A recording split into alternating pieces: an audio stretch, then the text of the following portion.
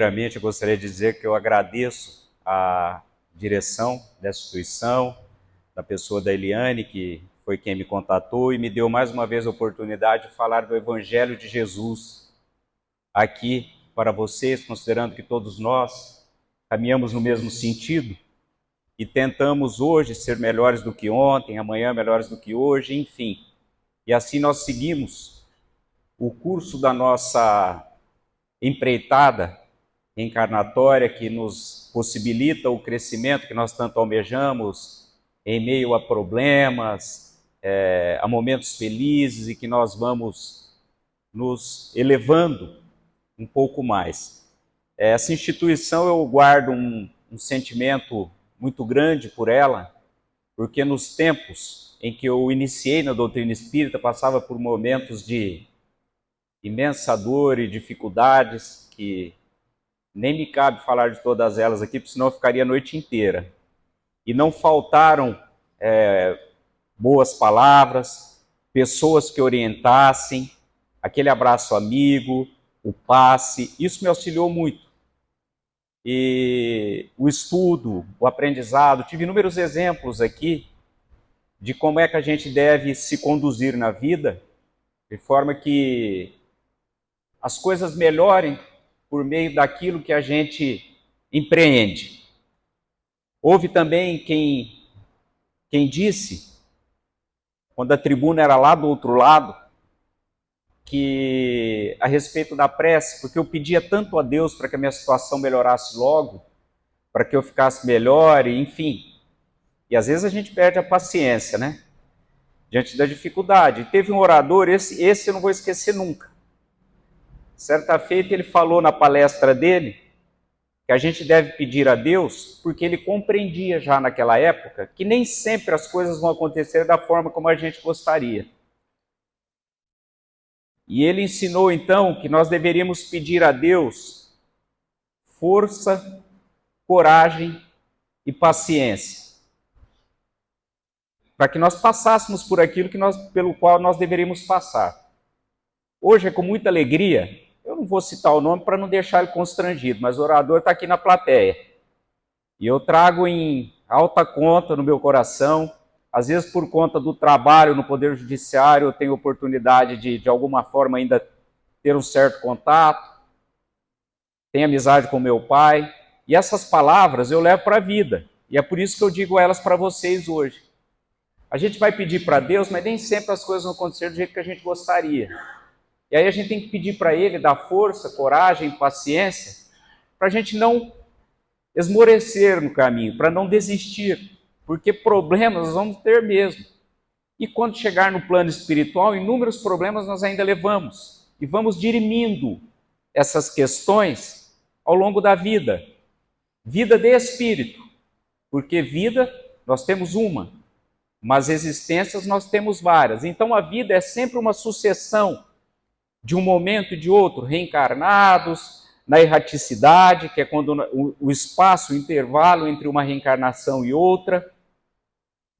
E aí nós continuamos sempre caminhando. E a paciência, força, coragem, paciência, elas são sempre extremamente úteis para todos nós. E hoje nós resolvemos abordar um assunto, eu já falei ele em algumas ocasiões, lá no Chico Xavier, em outras instituições, que eu acho muito oportuno para a vida de todos nós. Este item do Evangelho está no capítulo 24, ele é intitulado Não Pôr a Candeia, aliás, o capítulo Não Pôr a Candeia Debaixo do Alqueire, e o item é Os Sãos Não Precisam de Médico. Jesus diz da seguinte forma, eu só vou ler esse trecho, viu? E aconteceu que, estando Jesus assentado à mesa, numa casa, eis que, vindo muitos publicanos e pecadores, se assentaram a comer com ele e com os seus discípulos. E vendo isto, os fariseus diziam aos seus discípulos, por que come o vosso mestre com os publicanos e pecadores? Mas ouvindo-os, Jesus disse, os sãos não têm necessidade de médico, mas sim os enfermos. Aí eu analisando o tema, pensando nele com carinho, eu comecei a entender algumas coisas que eu, desde a juventude, via e não compreendia. Por exemplo, Às vezes eu vi alguns amigos meus que tinham tudo, tudo que um jovem haveria de querer, mas eu não falo só de luxo, de uma vida boa. Eu falo de oportunidades. Eles tinham tudo para estudar, eles tinham tudo para crescer, eles tinham tudo para se desenvolver na vida e para serem homens de bem e com uma vida tranquila. Alguns aproveitaram, outros não. Mas é o que é que eu pensava quando eu via eles jogando tudo pelo ralo. Imaginava assim, meu Deus, por que é que o Senhor deu tanto para o fulano e para o Bertano e outros queriam tanto crescer, se desenvolver e ter oportunidades gloriosas de crescimento e não tem. Não tem. E aí, conhecendo melhor as questões relacionadas ao Evangelho de Jesus, o próprio Espiritismo, eu comecei a entender que é exatamente daquilo que eles precisavam, ainda que não aproveitassem. Porque aqueles pais, nossa, se empenhavam tanto por eles, sofriam com eles, sofriam por eles. Mas se não fosse daquela forma, eles não conseguiriam. E por acréscimo de misericórdia divina, Deus permitia que eles fossem colocados em uma boa família. E uma das coisas que eu mais observava era isso. Está numa boa família, tem um bom pai, uma boa mãe, uma família boa, e o indivíduo é o que a gente chama na sociedade, a ovelha negra da família. Eu vejo isso até hoje, até os dias atuais. E aí, lendo esse tema, eu comecei a entender que eles têm tudo isso justamente porque são doentes do espírito e precisam de amparo, precisam de auxílio. Mas eu, na minha ignorância, não compreendia que o remédio que eles precisavam era alguém que desse bons exemplos. Imaginemos nós, uma família, um pai, uma mãe, que deu de tudo para o filho. Educou, teve aquela vida ótima. Ótima sendo bem orientado, levando puxão de orelha quando precisava. Isso não pode, isso pode, e o jovem seguia a sua vida. Esse jovem, isso é um caso verídico. Até que num dado momento da vida dele, ele se envolveu com entorpecentes e se afundava cada vez mais, como é quase que uma cultura do entorpecente de quem adentra nesse caminho. Não é regra, mas é quase uma cultura. Em muitos casos é assim que a gente vê. Só que o pai e a mãe se lastimavam profundamente porque eles fizeram de tudo, mas de tudo mesmo. Orientaram, educaram e deram bons exemplos. E o exemplo é tudo. É por isso que nós lembramos de Jesus até hoje, porque ele falou e fez tudo que ele falou. E o jovem teve tudo isso dentro da casa dele. Aí um orador espírita em um programa de televisão fechado, TV por assinatura, deu uma palestra falando sobre educação de filhos e podia mandar perguntas para eles, para que o orador respondesse. E uma das perguntas foi desse pai e dessa mãe, contando, na verdade, o caso do filho deles, explicando que fizeram de tudo, que educaram, que o que um jovem poderia ter para ser um homem de bem, ele teve. Mas, infelizmente, ele se envolveu com os tóxicos e eles guardavam uma amargura muito grande no coração, porque, infelizmente, não viam uma saída para aquele filho, embora não desistissem dele, e perguntaram a ele o que é que ele achava daquilo tudo. O que é que poderia ser dito diante de uma situação dessa? Ele, então, de maneira muito consoladora, disse assim, direcionando a resposta aos pais, que não estavam num auditório como nós estamos aqui hoje, era televisivo. Olha, eu tenho certeza que a senhora e o seu marido fizeram tudo, mas tudo pelo seu filho. Educaram, deram carinho, deram bons exemplos, deram orientação, mas infelizmente ele enveredou por esse caminho. O que eu tenho a dizer para a senhora e para o senhor, o pai, é que hoje, o seu filho é usuário de entorpecente, é o chamado dependente químico.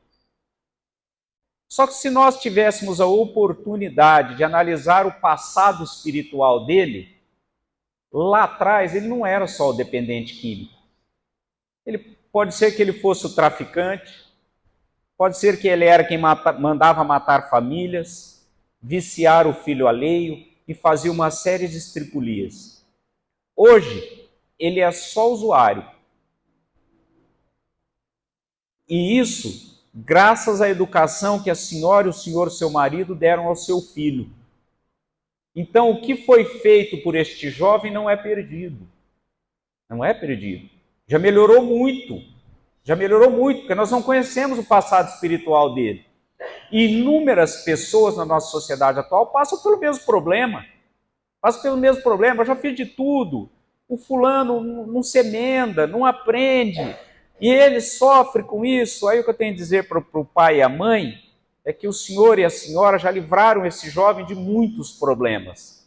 Mas como a evolução não dá saltos, a gente não consegue resolver tudo em uma única encarnação. A gente não resolve tudo de um dia para o outro. E esse jovem está na sua família, provavelmente porque você tem algum envolvimento com ele. Porque nada é por acaso. Já veio na família certa, no momento certo, e com o pai e a mãe que ele precisava. Existem laços que unem vocês. Porém, o que foi feito já foi muito. Já aprendeu bastante. A vida é uma sucessão de acontecimentos. Vocês podem me perguntar assim, mas você gostaria de ter um filho numa situação dessa? De forma alguma. Ninguém gosta de passar pelo problema, mas o problema é solúvel. O problema é como se fosse uma construção, é de tijolo em tijolo que a gente vai resolvendo ele. Então, este jovem que está numa boa família é o malsão, a pessoa malsã que precisa de médico e está tendo o tratamento que precisa. E quem deu e ministrou esse tratamento e acompanha sempre é Jesus, que permite que os seus benfeitores auxiliem essa pessoa, essa família, que continue se conduzindo com hombridade pela terra.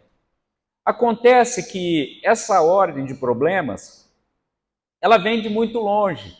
Consideramos que nós estamos aí há cerca de 40 mil anos no domínio da razão, nós reencarnados na Terra. Cerca de 40 mil anos no domínio da razão, certo? É natural que nós ainda apresentemos as mazelas que nós trazemos conosco. Nós vivemos em um planeta de provas e expiações. O segundo, na categoria dos mundos. Mundos primitivos, de provas e expiações, depois vem o regenerador, e assim sucessivamente. Mundos felizes, e o espírito vai, e os mundos celestiais, que é a quinta categoria que nós temos conhecimento, tá? Foi uma qualificação que Kardec perguntou para os espíritos, e o que podia ser falado na época era aquilo.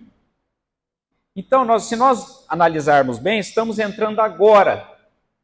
Estamos em um período de transição para planeta de regeneração. Mas ainda estamos com um pé na segunda categoria. Então, o que nós vamos encontrar aqui é dificuldade mesmo, por necessidade nossa. Por necessidade nossa. Vemos inúmeros problemas por aqui. No entanto, nós não devemos desistir, e isso, como vem de muito longe, no tempo de Jesus também tinha. Aí, às vezes, nós nos pegamos pensando assim, nossa, mas eu ouço falar todo dia no centro do Evangelho que eu tenho que melhorar, que eu tenho que crescer, e parece que eu dificulto muito. Eu tive o Chico Xavier aqui tão perto de mim, mas os apóstolos também se equivocavam.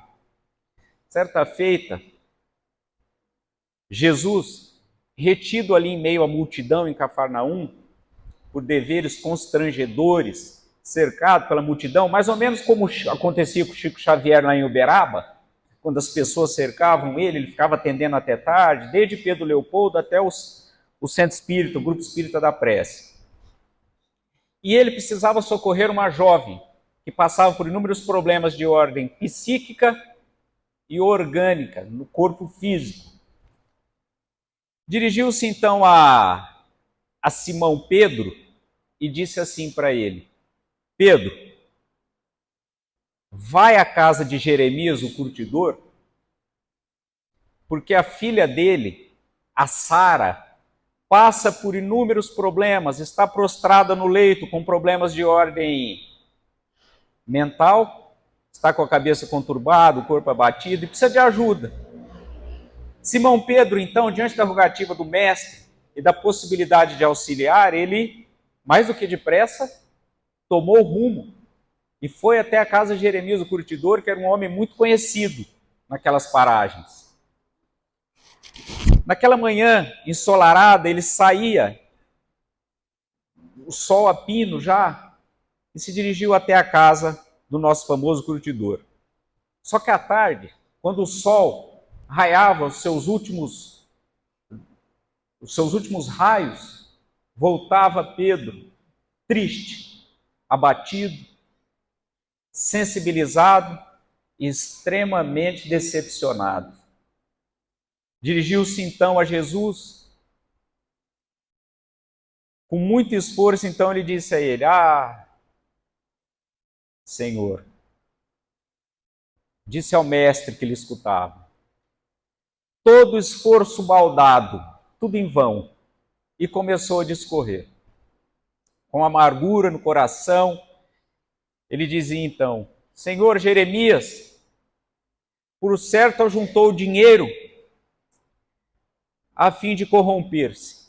De entrada, na chegada, já me deparei com ele, que de minuto a minuto, de momento a momento, colava um gargalo de bebida,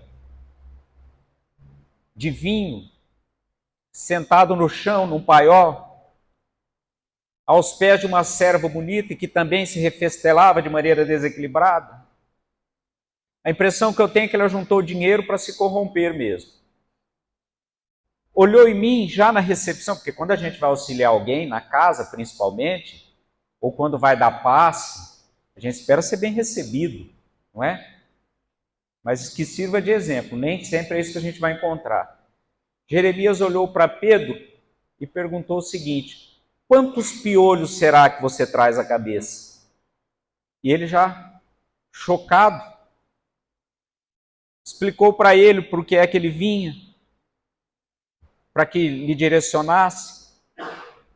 Ele então disse a ele para que procurasse o seu filho primogênito, de nome Zoar. Esse Zoar já estava bem nervoso porque perdia uma soma alta num jogo de dados. As pessoas naquela época jogavam dados. Sabe o dado que a gente joga, às vezes, algum joguinho ou outro? No tempo era o Banco Imobiliário ou o Jogo da Vida. Fico até meio constrangido de falar, porque nem todo mundo vai lembrar disso, né? Mas o fato é que eles jogavam o dado mesmo, o dado era o jogo. Ele já perdia uma soma altíssima para um traficante da cidade de Jope, ficava ali nas circunvizinhanças. E ele acolheu Pedro aos berros, já lhe disse de cara que a sorte da irmã não lhe interessava, e mostrou a ele como é que ele fazia para chegar ao início da residência. Chegando à porta de entrada na casa, deparou-se com a mãe de Sara espancando uma jovem, uma criança, acusando ela de ter comido um figo. Sabe figo?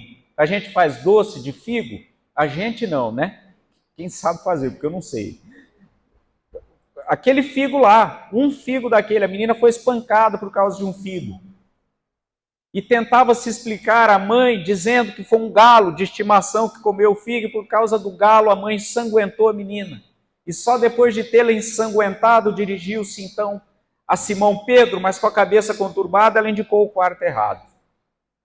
Vai Simão, entrando na casa, e se depara, entra no quarto do filho de nome Josué, filho mais novo, acredito que o do meio, porque na história só fala de 3 na passagem.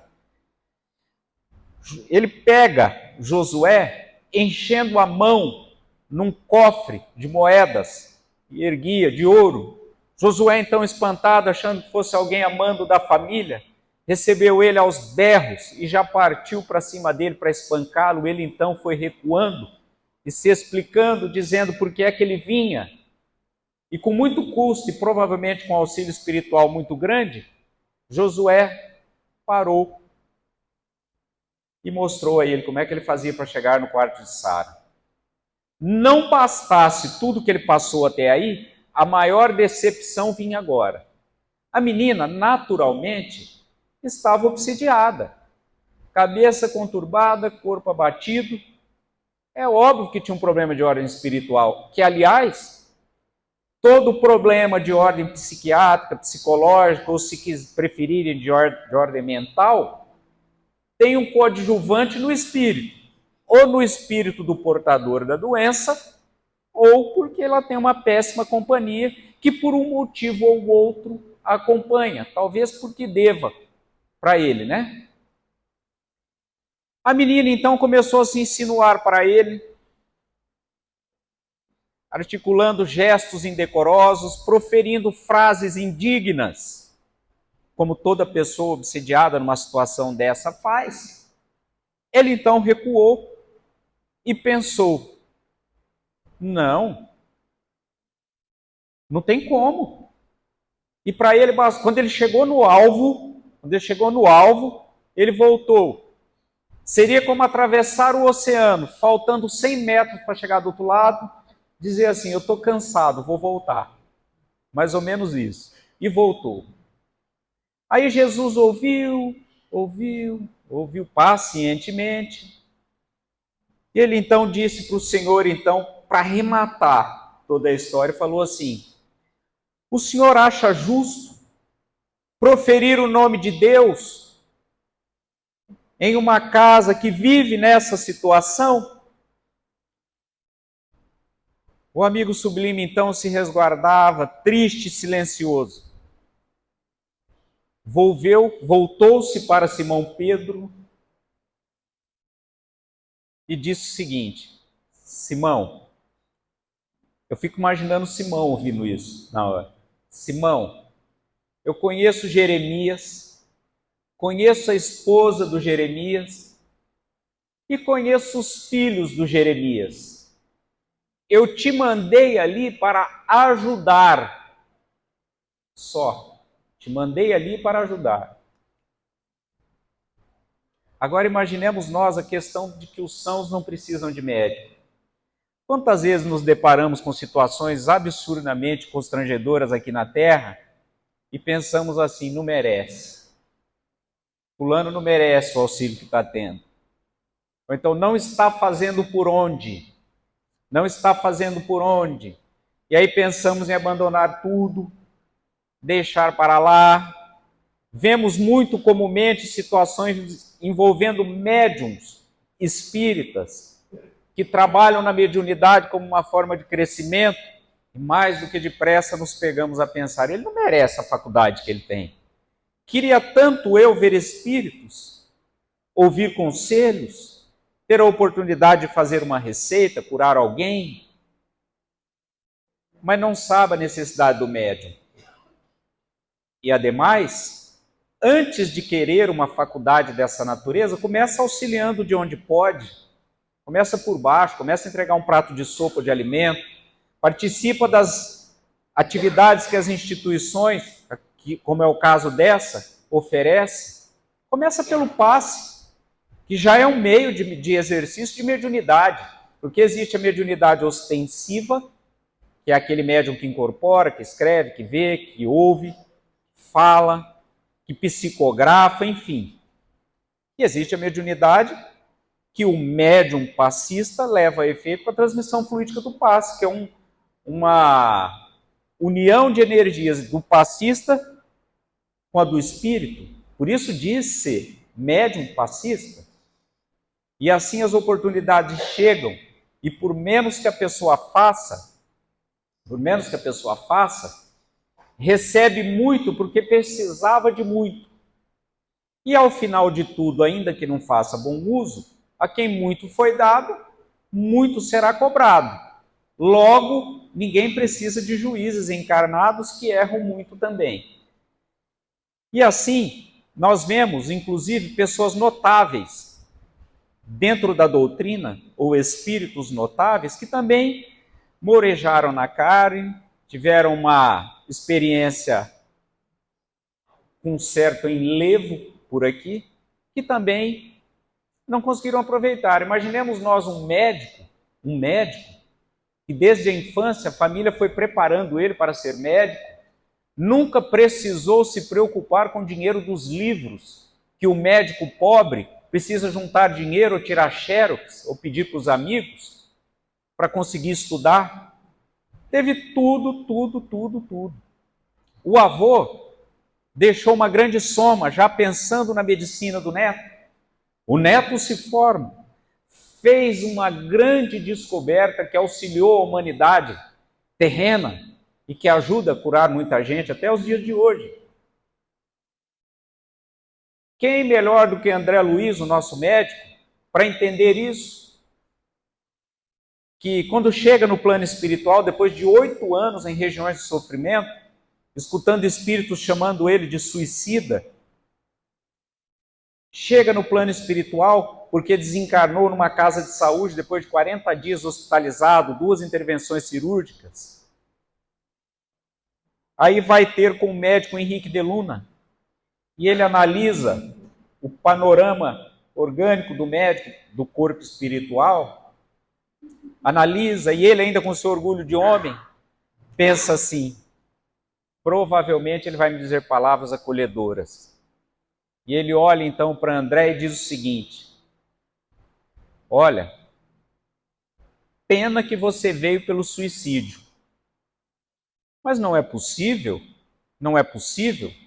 Essas oclusões intestinais, Henrique de Luna diz então a ele, essas oclusões intestinais são decorrentes da sífilis, que acabou gerando esses pontos cancerígenos no seu corpo, que o corpo espiritual, como um grande reservatório de tudo aquilo que a gente faz aqui, que não nos deixa mentir, nós observamos tudo aqui, e você, infelizmente, desencarnou dessa forma.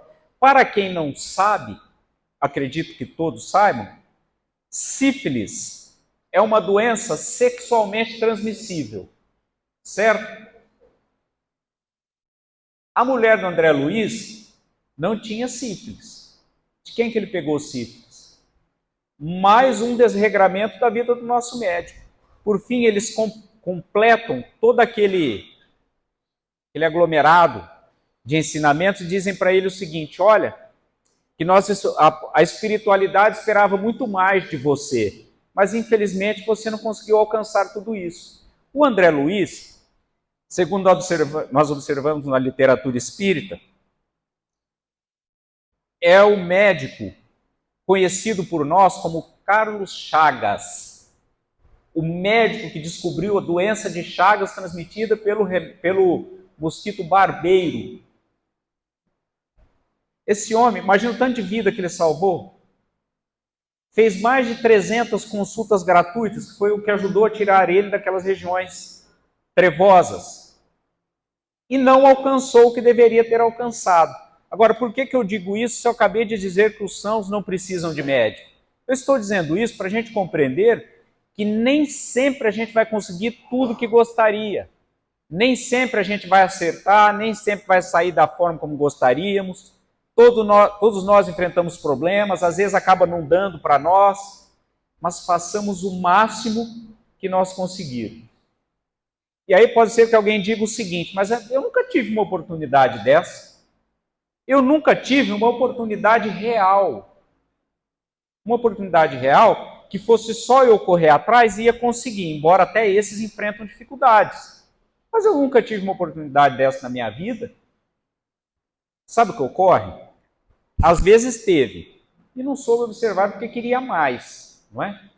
Mas às vezes também a oportunidade chega um pouco mais tarde na vida.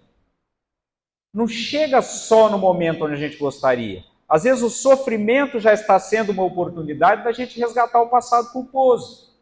E em outras ocasiões, o que acaba sendo um bem aos nossos olhos também chega já a uma certa altura da vida. Por volta ali do ano de 1928, quando o Centro Espírita Luiz Gonzaga, lá em Pedro Leopoldo, ia de vento em popa, dirigido pelo médium Chico Xavier, chega uma multidão de pessoas procurando ele no centro, porque um cego muito conhecido na cidade, de nome Celestino, guiado por um homem ébrio, ou seja, embriagado, caiu de cima do viaduto da Central do Brasil, que era um viaduto de 4 metros de altura, que tinha na saída de Pedro Leopoldo para Matozinhos. 4 metros de altura, ele vertia sangue pela boca. O Chico Xavier trabalhava o dia inteiro, não tinha como cuidar dele de dia e de noite. publicou numa folha que circulava lá na cidade na época, pedindo alguém que pudesse auxiliar o homem.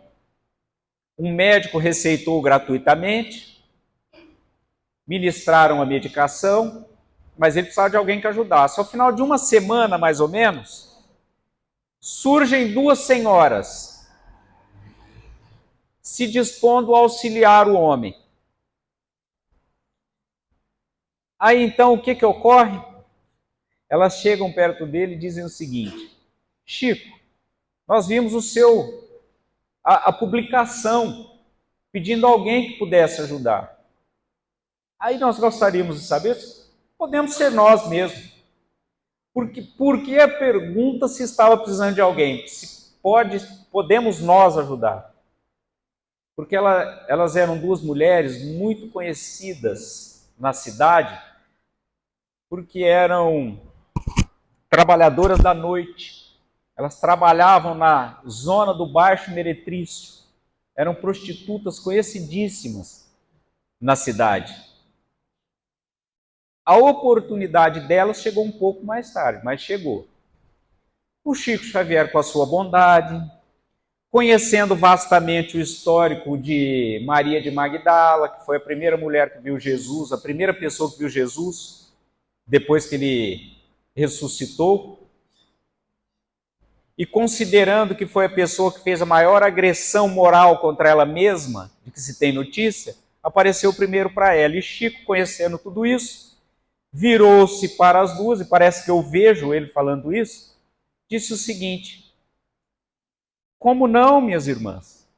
Serão muito bem-vindas. E ficaram auxiliando mais ou menos pelo período de um mês. Quando chegava ao final do dia, elas iam embora, considerando que o expediente delas era à noite. Faziam uma oração, uma prece, e elas iam embora. Mas todo mundo que lê isso antes de chegar no final, pensa o mesmo que eu. E embora porque tinha que trabalhar na atividade delas. E não estou aqui recriminando e nem julgando ninguém. Acontece que no último dia, com o cego já reabilitado, e só para fazer um parêntese, eu troquei o nome do cego, é Cecílio, e não Celestino. Celestino é de outra passagem.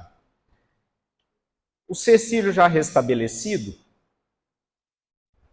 fizeram uma oração, choraram ao final, emocionados, e elas então disseram assim para o Chico: Chico, nós nos mudamos para Belo Horizonte. E a fulana vai trabalhar numa tinturaria, onde trabalhou por alguns anos até desencarnar. E quando esse livro foi escrito, Lindos Casos de Chico Xavier, a outra formou-se em enfermagem e levaram uma vida digna. Não que a antiga profissão não fosse, porque nós não sabemos o que elas passaram para ingressar nesse caminho. Porque logo nos apressamos a recriminar a pessoa, mas ninguém sabe como é que foi a vida dela antes, para que ela, de maneira amargurada, porque nenhuma fica feliz vivendo dessa forma, eu acredito, ingressaram naquele caminho, mas num dado momento, a medicina divina deu-lhes a cura de que elas necessitavam, encontrando em um doente debilitado o empurrão de que elas necessitavam para poder seguir a vida delas, despindo-se desse caminho. E também, isso não fala no livro, mas estudando a doutrina nós sabemos que muito provavelmente traziam com elas alguns irmãos que, ou pelo gênero de vida, ou porque simplesmente se afeiçoaram a elas, ou já acompanhavam elas há algum tempo, as acompanhavam e provavelmente também foram educados espiritualmente. Mas o fato é que elas se reergueram no momento em que a cura surgiu para elas. No momento em que a cura surgiu para elas. Então nós devemos compreender, por meio dessa passagem, desse exemplo glorioso dessas nossas irmãs, porque eu falei do médico, falei de Simão Pedro, que conviveu com Jesus e ainda assim conseguiu deixar uma oportunidade de auxiliar, muito embora depois tenha se redimido pelas suas tarefas e seu empenho lá na Casa do Caminho, mas perdeu uma grande oportunidade convivendo com o próprio Cristo. Aí por aí isso serve de refrigério, não que nós gostemos do erro alheio, mas se ele que estava lá com Jesus, ouvindo Jesus, e foi em quem Jesus depositou as maiores responsabilidades, deixou passar aquela oportunidade que serviu de experiência, porque depois exerceu o seu apostolado, mas de todos esses exemplos, nós começamos lá no Simão Pedro, depois fomos para o médico, que teve uma vida bem confortável, e depois agora as duas prostitutas que auxiliaram Chico Xavier lá em Pedro Leopoldo. Nós observamos que em todos os níveis sociais, em todos os níveis de ordem intelectual, de uma forma ou de outra, o auxílio vem. Só que esse auxílio nem sempre é da forma que a gente gostava, nem sempre é da forma que a gente gostaria que fosse. Mas Jesus dá exatamente o que nós precisamos, aquilo de que de fato nós necessitamos, que não vai nos colocar a perder. Eu conheço pessoas que estudaram muito para ter uma determinada profissão. Só que num dado momento da vida, acabou conseguindo um pouco menos daquilo que queria. E eu me pegava me perguntando exatamente isso. Como é que esse indivíduo não consegue ingressar nesse ramo de atividade que ele quer? Ele é extremamente inteligente. E parece que isso me incomodava, sabe? Parece que eu torcia mais por ele do que por mim mesmo. Não, ele tem que conseguir. Meu Deus, como não? Aí passou um período, depois que ingressou num cargo um pouco inferior àquele, embora não exista uma hierarquia entre um e outro, eu fiquei sabendo que ele se desviou, deixou a esposa, começou a viver algumas aventuras, e aí parece que deu um estalo na minha cabeça. Falei, meu Deus, se com menos do que o que ele teria na outra profissão, e era bem menos, ele já enveredou por esse caminho, imagina se fosse na outra profissão, o que é que ele não teria feito? Ele chegou ao ponto de deixar de falar com alguns amigos. Depois que deixou a sua família, os amigos que conheciam a família já não servem mais para ele. E aí eu fiquei pensando, Deus sabe mesmo o que faz. Sabe por quê? Porque esse moço a quem eu estou me referindo, ele não é um moço inteligente. Ele é um moço muito inteligente, de um nível intelectual como poucos que eu vi na minha vida. Mas nem mesmo esses fazem tudo o que querem aqui, porque graças a Deus há quem ponha freios em pessoas que poderiam se perder de uma maneira pior e, enfim, estamos aqui para nos educar, não é isso? E essa educação deve ser muito bem feita. E Deus, que é soberanamente justo e bom, e o justo vem antes do bom, ele sabe aquilo que pode ser dado e o que não pode. Então não adianta que fiquemos nos lastimando, mas eu queria mais. Mas às vezes o mais pode ser o veneno e não o remédio. Sabemos, e é amplamente conhecido, que o que diferencia o remédio do veneno é a dose. Uma vez eu soube de uma pessoa que procurou um homeopata, isso é até engraçado. O homeopata passou um remédio para ela e ela pediu para manipular o remédio, mal olhou na receita, queria logo tomar o remédio para ter uma melhora grande. Aquele homeopata é muito bom. Eu vou até falar o nome dele para vocês. O nome dele é Marco Aurélio D'Amico, de Rio Preto. Atende ali na circunvizinhança do hospital de base. O indivíduo foi embora animado com aquela receita. Chegou lá na farmácia de manipulação, pediu para manipular aquele remédio, tomava de manhã, no horário de almoço, tinha que dar 2 horas pelo menos de jejum, e depois tomava à noite, na mesma sistemática. Só que na hora que ele foi tomar a primeira vez empolgado, muito empolgado, resolveu ler o que estava escrito no nome do remédio. Aí ele olhou, arregalou o olho e lá estava escrito: arsênico álbum. Ligou para o homeopata, mais do que depressa. Falou: doutor, o que é isso aqui que o senhor está me dando? Esse arsênico que está aqui não é o nome de um veneno? O homeopata falou para ele: é esse mesmo, é o mesmo. Não é só o mesmo nome. Pô, mas como que pode? O senhor me dá um... Eu pedi um remédio, o senhor me deu um veneno? Aí então ele disse para o jovem: não, é que esse veneno em doses homeopáticas, ou seja, em doses pequenas, ele é um ótimo remédio. Um ótimo remédio. E aí ficou uma bela experiência para ele, né? O que separa o remédio, o que diferencia o remédio do veneno é a dose. Tudo que a gente faz para mais, tudo que a gente faz para mais, vai fazer mal. Vai fazer mal. E assim é em tudo na vida da gente. Em tudo. Tudo que for para mais, vai fazer mal. Uma vez eu vi um rapaz, só que esse eu não lembro o nome, senão eu ia falar também, porque é famoso. Ele era de uma banda de rock. Aí perguntaram assim para ele se ele fazia uso de droga. Pô, só de olhar nele a gente já via, não é uma questão de julgamento. Ele falou: não, eu uso. Eu não estou dizendo que é para usar droga, nem pouco. Droga é nem pouco e nem muito. Mas ele acabou dando uma lição. Ele falou: olha, tudo na vida que é demais faz mal. Obviamente que o entorpecente, por menos que seja, vai fazer mal. Só que nós observamos outros vícios. Ah, mas que vício? Tem um vício, que, aliás, um hábito que pode virar vício, que talvez ninguém se apercebe dele. Acho que todo mundo aqui toma café, né? Se tomar muito pode fazer mal. O café foi, segundo alguns, a primeira droga que chegou no Brasil. Primeira droga que chegou no Brasil, vinha debaixo da saia das mulheres. Faz mal. Então tudo que é para mais vai fazer mal. E assim, então, para fechar o nosso comentário, nós devemos observar que sempre as oportunidades chegam, mas nem sempre vem com a roupagem que a gente gostaria.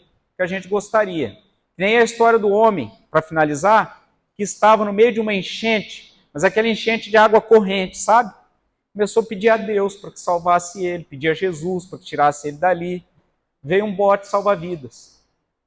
Falou: não vou sair daqui não. Deus vai me tirar daqui, Jesus vai me tirar daqui. Passou uns pescadores, quiseram jogar uma boia, não vou pegar, Deus vai me tirar daqui. Eu tenho fé em Deus que eu vou sair daqui. Daqui a pouco me vem um helicóptero do Corpo de Bombeiros, nessas ocasiões eles usam um helicóptero. Vamos embora daí. Jogaram a corda, nada. Não vou pegar, Deus vai me tirar daqui. Ele desencarnou. Chegou lá em cima, como é uma história, diz que ele se dirigiu a Deus e falou: como é que o senhor me deixa lá daquela situação? Te pedi tanto, com tanta fé. Ele falou: olha, eu mandei um barco, mandei pescadores que jogaram boias, eu te mandei um helicóptero e você não quis. Agora você quer que eu faça o quê? E assim somos nós. Assim somos nós. Às vezes a gente tem o necessário, mas só o necessário não basta. A gente quer o supérfluo também, né? A gente quer o supérfluo. Eu conheço uma pessoa, ainda bem que não está aqui, porque senão ia dar problema. Ela falou assim para mim outro dia: nossa, estou precisando de um tênis. Só que eu fiz questão de contar no guarda-roupa dela dias antes. Eu contei mais de 50 pares. Eu achei que eu estava diante de uma centopeia e não diante de uma mulher. Aí eu falei: escuta, mas aquele mais de 50 pares que você tem lá? Ela falou: não, mas eu quero outro. É mais ou menos assim, ó, está desatualizado. Então, gente, aprendamos a aproveitar aquilo que Jesus nos dá para que nós consigamos curar as nossas enfermidades de ordem espiritual, de ordem moral, e tomemos cuidado com aquilo que a gente desperdiça, porque o perispírito fica tudo gravado nele, sabe? É como se Deus colocasse em nós uma escuta. E aí a gente vai negar quando chega do lado de lá, eles conseguem projetar em telas, ou na nossa tela mental, e apresenta tudo aquilo para a gente. Mas não por medo nem temor, mas aproveitemos por necessidade as oportunidades que a gente tem para a gente poder crescer espiritualmente. Mais uma vez, eu agradeço pela oportunidade que a instituição me deu, porque a gente fala do Evangelho e aprendemos todos juntos, não é? E isso é sempre muito proveitoso, lembrando sempre de que aquilo que eu falo para vocês aqui, eu estou falando para mim em primeiro lugar, considerando que os meus ouvidos são os mais próximos da minha boca, e me esforço muito para tentar pôr em prática. E a gente deve seguir, então, o nosso caminho, sempre com muita gratidão a Deus e a nosso Senhor Jesus Cristo, pelas oportunidades que nos dá, e são muitas, e uma das mais grandiosas que nós temos é a doutrina espírita cristã, essa instituição com as portas abertas para nos receber, considerando sempre que o trabalho que nós executamos aqui reverte em nosso favor, porque tira a gente do ócio e ajuda a curar inúmeras mazelas de ordem espiritual e física. Jesus abençoe a todos nós.